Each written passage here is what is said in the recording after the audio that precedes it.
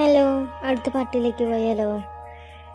ക്ലബിലെ സംസാരം കുറച്ചു നേരത്തെ പാടത്തെ കളിയെല്ലാം കഴിഞ്ഞ നീലൻ തിരിച്ചു വരുമ്പോൾ സമയം സന്ധ്യയായിരുന്നു. പടി കടന്ന് അകത്തേക്ക് വന്ന നീലൻ മുറ്റത്തെ കാഴ്ചകൊണ്ട് ഒരു നിമിഷം ഞെട്ടി നിന്നു. മുറ്റത്ത് നിൽക്കുന്ന ആരുവിനെ ഓടി വന്നെടുക്കുന്ന അപ്പു അവളെടുത്തതും ആരു അവളുടെ കഴുത്തിലൂടെ ചുറ്റിപ്പിടിച്ച് കവളി മാറി മാറി ഉമ്മ വയ്ക്കുന്നു. ആ കാഴ്ച കണ്ട് അന്തം വിട്ടു നിൽക്കായിരുന്നു നീലൻ. താൻ ഇവിടെ നിന്നും പോകുന്നത് വരെ കീരിയും പാമ്പുമായിരുന്നവർ ഈ കുറഞ്ഞ സമയം കൊണ്ട് എങ്ങനെ സെറ്റായെന്ന് നീലന് മനസ്സിലായില്ല. കാത്തിമാമൻ, ആരു കൈ ചൂണ്ടി പറഞ്ഞതും നീലൻ അവരുടെ അരികിലേക്ക് നടന്നു വന്നു. മാമന് നേരം ഞാൻ പുറത്തു പോയതാരൂട്ടാ. അത് പറഞ്ഞ നീലൻ അവനെ എടുക്കാനായി കൈ നീട്ടിയെങ്കിലും അരൂട്ടൻ അപ്പുവിന്റെ തോളിലേക്ക് ചാഞ്ഞു കിടന്നു.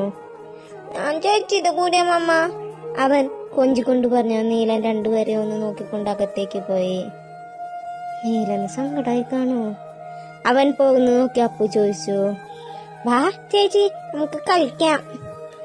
അരൂട്ടൻ അപ്പുവിനെ കൈ കിടന്ന് കുതറി. അതോടെ അപ്പുവും അവനും കളിക്കാൻ പോയി. ചായ എടുക്കട്ടെ കാത്തേട്ടാ? ജനലിലൂടെ പുറത്തേക്ക് നോക്കുന്ന നീലന്റെ അരികിലേക്ക് വന്ന് രമ്യ ചോദിച്ചു. നീ എന്തിനാ രമ്യ ഇങ്ങനെ എഴുന്നേറ്റ് നടക്കണേ? ഡോക്ടർ പറഞ്ഞതല്ലേ കംപ്ലീറ്റ് ബെഡ് റെസ്റ്റ് വേണമെന്ന്. എനിക്കിപ്പോ കുഴപ്പമൊന്നുമില്ല ഏട്ടാ, ഞാൻ ചായ എടുക്കാം. അത് നീ സ്വയം പറഞ്ഞാ മതിയോ? ഇവിടെ എനിക്ക് ചായ തരാൻ വേറെ ആളുകളൊന്നുമില്ലേ? അല്ലെങ്കിൽ അടുക്കളയിൽ പോയി ചായ എടുത്ത് കുടിക്കാൻ എനിക്കറിയാം. നീ പോയി കിടന്നേ. നീലൻ താക്കീതോടെ പറഞ്ഞു. രമ്യ റൂമിലേക്ക് പോയി. നീലൻ ടവലെടുത്ത് ബാത്റൂമിലേക്ക് കയറിപ്പോയി. ഇന്ന് വീട്ടിൽ ആളുകൾ ഉള്ളതിനാൽ ട്യൂഷൻ കുട്ടികളോട് വരണ്ടെന്ന് പറഞ്ഞിരുന്നു. അവൻ കുളി കഴിഞ്ഞ് ഡ്രസ് മാറ്റി അടുക്കളയിലേക്ക് നടന്നു. അവിടെ ഭാനുമ്മയും അപ്പു ഉണ്ടായിരുന്നു, ഒപ്പം ആരൂട്ടനും. ഭാനുമ്മ അടുക്കളയിലെ സാധനങ്ങൾ എന്തെല്ലാം എവിടേക്ക് വെച്ചിട്ടുണ്ടെന്ന് അപ്പുവിന് പറഞ്ഞു കൊടുക്കുകയാണ്. അവൾ അതെല്ലാം ശ്രദ്ധാപൂർവം കേട്ടു നിൽക്കുന്നുണ്ട്. അത് കണ്ട നീലൻ ഉമ്മറത്തെ തിണ്ണയിലായി വന്നിരുന്നു. നേരം സന്ധ്യയായിരുന്നു. ആകാശത്ത് അസ്തമയ സൂര്യന്റെ ചുരുപ്പ് പടർന്നു.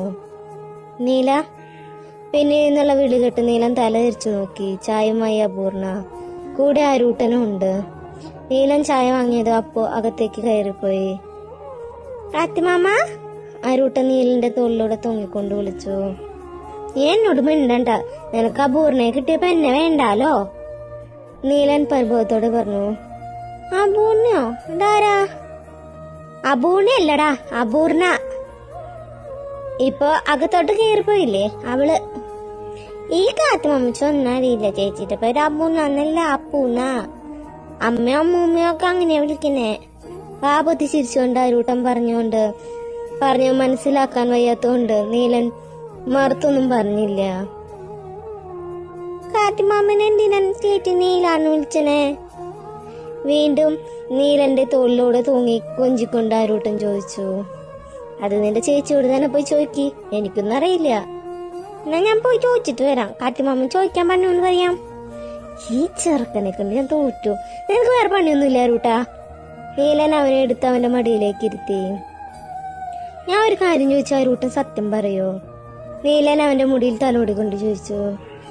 എന്റെ മമ്മ, കാറ്റുമാമൻ ഇവിടെ നിന്ന് പോകുന്നവരെ അരൂട്ടനും ആ ചേച്ചിയും തമ്മിൽ വഴക്കായിരുന്നല്ലോ. എന്നിട്ടിപ്പൊ എങ്ങനെ നിങ്ങള് കൂട്ടായേ? അതുണ്ടല്ലോ മാമ, ആരൂട്ട ഇവിടെ നിന്ന് കളിച്ചോണ്ടിരിക്കുമ്പോ കള്ളി തൊട്ട് വീണു. ആരൂട്ടം വേദനിച്ചു കരഞ്ഞപ്പോ ചേച്ചി ഓടി വന്നെടുത്തല്ലോ. മുറിയില് മരുന്ന് വെച്ചെന്നു. കൈ വേദനിച്ചപ്പോ ഓടി തന്നു. അപ്പൊ എനിക്ക് ചേച്ചിന് ഇഷ്ടായി. അരൂട്ടം പറയുന്ന കേട്ട് നീലന് ചിരി വന്നു. അവൻ അരുവിന്റെ കയ്യിലെ മുറിവ് നോക്കി. ചെറുതായി ഉരസി പൊട്ടിയിട്ടുണ്ട്. അതിൽ മരുന്നും വെച്ചിട്ടുണ്ട്. നീലൻ അരൂട്ടനെ എടുത്ത് പതിയെ മുറ്റത്ത് കൂടെ നടക്കാൻ തുടങ്ങി. രാത്രി എല്ലാവരും ഒരുമിച്ചാണ് ഭക്ഷണം കഴിക്കായിരുന്നത്. നാളെ രമ്യ അരൂട്ടനും ഭാനുമ്മയും തിരിച്ചു പോവും. അതിന്റെ സങ്കടം അപ്പുവിനും ഉണ്ടായിരുന്നു. അതിനേക്കാളുപരി കോളേജിൽ പോകണമല്ലോ എന്ന സങ്കടം വേറെ. കൂടിപ്പോയ ഈ ആഴ്ച കൂടി ലീവ് എടുക്കാം. അത് കഴിഞ്ഞ് എന്നും ക്ലാസ്സിൽ പോവേണ്ടി വരും. ദാ മോളെ, ഭാനുമ്മ ഒരു ഗ്ലാസ് പാൽ അപ്പുവിന്റെ കയ്യിലേക്ക് വെച്ചു കൊടുത്തു. ഇതൊന്നും വേണ്ട മനുഷ്യച്ചി, നീലന് ഇതൊന്നും ഇഷ്ടല്ല. മോളെന്തിന് എപ്പോഴും എന്നെ ചേച്ചിന്ന് വിളിക്കണേ? നീലം വിളിക്കുന്ന പോലെ വല്യമ്മന്ന് വിളിച്ചാ മതി. പിന്നെ ഈ പാല് നീലം പറഞ്ഞിട്ട് തന്നെയാണ് തരുന്നത്. അവനാ പറഞ്ഞ മോൾക്ക് ഇന്ന് രാത്രി കിടക്കാൻ നേരം ഒരു ഗ്ലാസ് പാല് കൊടുക്കണമെന്ന്. എനിക്ക് രാത്രി പാല് കുടിക്കാൻ ഇഷ്ടമല്ല ഭാനു ചേച്ചി. അല്ല ബാലു, സോറി വല്യമ്മ, അതൊന്നും പറഞ്ഞാൻ പറ്റില്ല. ഇപ്പൊ തന്നെ ആകെ ക്ഷീണിച്ച് ഒടിഞ്ഞു തൂങ്ങിയാണ്. ഇനി അങ്ങനെയൊന്നും പറ്റില്ല. കല്യാണമൊക്കെ കഴിഞ്ഞാലല്ലേ കുറച്ച് ഉഷാറാവണം. ഇത് കുടിച്ചേ. ബാലുവ പാല അവളുടെ കയ്യിലേക്ക് വെച്ചു കൊടുത്ത് അകത്തേക്ക് കയറിപ്പോയി. പിന്നെ ഇത്രയും കാലം എന്റെ അമ്മ പറഞ്ഞിട്ട് ഞാൻ കേട്ടിട്ടില്ല. പിന്നെയാണ് ഇന്ന് വന്ന Neelan. Don't underestimate the power of Apputta. അത് പറഞ്ഞ അപ്പു പാല് സിങ്കിലേക്ക് ഒഴിച്ചു. എന്നോട് ക്ഷമിക്കണ എന്റെ കൂടെ. എനിക്കറിയാം സൊമാലിയിൽ ആയിരക്കണക്കിന് പട്ടിണി പാവങ്ങൾ ഒരു നേരത്തെ ഭക്ഷണത്തിന് വേണ്ടി കഷ്ടപ്പെടുന്നത്. എന്നിട്ടും ഞാൻ എനിക്ക് കിട്ടിയ പാല് സിങ്കിലൊഴിച്ച് കളഞ്ഞ തെറ്റാണ്. പക്ഷെ ഈ പാല് ഫ്ലൈറ്റിൽ കൊണ്ടുപോയി അവർക്ക് കൊടുക്കാൻ പറ്റില്ലല്ലോ. അവൾ ഗ്ലാസ് കഴുകി സ്ലാബിൽ വെച്ചു. അല്ല, ഈ കല്യാണം കഴിഞ്ഞും പാല് കുടിക്കുന്നത് തമ്മിൽ എന്താ ബന്ധം? അപ്പോ അത് പറഞ്ഞു തിരിഞ്ഞതും ഡോറിനരികിൽ കൈയും കെട്ടി നിൽക്കുന്ന നീലൻ. അവന്റെ മുഖഭാവത്തിൽ നിന്ന് തന്നെ അവൻ എല്ലാം കണ്ടു എന്ന് അപ്പോനും മനസ്സിലായി. അവളൊരു പേടിയോടെ ഉമ്മിനീരിറക്കി. ഓ, ഉറക്കം വന്നിട്ട് വയ്യ. അപ്പോ സ്വയം പറഞ്ഞുകൊണ്ട് നീലനെ കടന്നു പോകാൻ നിന്നതും നീലൻ അവളുടെ ടീഷർട്ടിന്റെ കോളറിൽ പിടിച്ചു നിർത്തി. നീലൻ സിമ്പിളായി അവളെ വലിച്ചു തന്നെ മുന്നിലായി നിർത്തി. എന്താ നീല? അവളൊന്നും സംഭവിച്ചിട്ടില്ലാത്ത പോലെ ചോദിച്ചു. അടുക്കളയിലെ ലൈറ്റ് ഓഫ് ചെയ്യാതെ കിടക്കുന്നത് കണ്ട് കിടക്കാനായി റൂമിലേക്ക് പോകാൻ നിന്ന ഭാനുവും അടുക്കളയിലേക്ക് വന്നു. അടുക്കളയിലെ കാഴ്ച കണ്ട് ഭാനു മന്ദിച്ചു നിന്നു. ഗ്യാസിൽ പാല് തിളപ്പിക്കുന്ന അപ്പു, അവളുടെ കുറച്ചപ്പുറത്തായി ഒരു വടിയും പിടിച്ച നീലനും. ഇടയ്ക്ക് അപ്പു കണ്ണു തുടയ്ക്കുന്നുണ്ട്, ഒപ്പം നീലനെ ദേഷിച്ചു നോക്കുന്നുമുണ്ട്. എന്താ നീല ഇവിടെ? ഇത്ര നേരമായിട്ട് നിങ്ങൾ കിടന്നില്ലേ? എന്തിനാ ഈ സമയത്ത് പാല് തിളപ്പിക്കണേ? ഇത് വിൾക്ക് കുടിക്കാനാ. ആർക്ക്? അപ്പൂനോ? മോക്ക് ഞാൻ കുറച്ചു മുമ്പേ കൊടുത്തതാണല്ലോ. അത് വല്യമ്മയുടെ മോള് സിങ്കിൽ ഒഴിച്ചു കളഞ്ഞു. നീ എന്താ നീല പറയണേ? എന്റെ കുട്ടി അങ്ങനെയൊന്നും ചെയ്യില്ല. കണ്ണു തുടയ്ക്കുന്ന അപ്പൂനെ ചേർത്ത് പിടിച്ച് ഭാനുമ്മ പറഞ്ഞു. ഞാൻ എന്റെ ഈ കണ്ണുകൊണ്ട് കണ്ടതാ. നീലൻ ദേഷ്യത്തിൽ പറഞ്ഞു. അപ്പു നീന്ന് ഒരു തേങ്ങൽ ഉയർന്നു. മോളെന്തിനാ പാല് സിങ്കിൽ ഒഴിച്ചു കളഞ്ഞേ? ഭാനുമ്മ സമാധാനത്തിൽ ചോദിച്ചു. എനിക്ക് വേണ്ടങ്ങിട്ടാ, അവൾ വിതുമ്പിക്കൊണ്ട് പറഞ്ഞു.